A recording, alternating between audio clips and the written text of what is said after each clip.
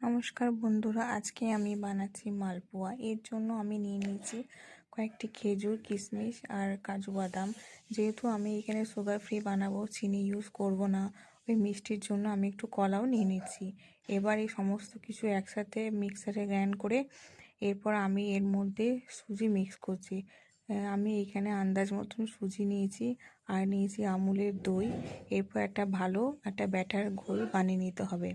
এরপর আমি নেব ময়দা, নিয়েছি বেকিং পাউডার দিয়ে ভালো করে ব্যাটারটাকে মিক্স করতে হবে।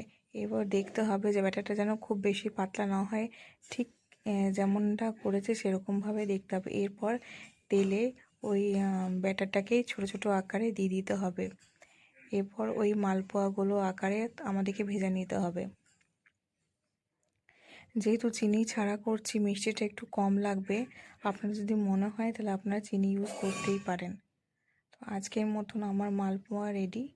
তোমাদের সবাই কেমন লেগেছে জানিও।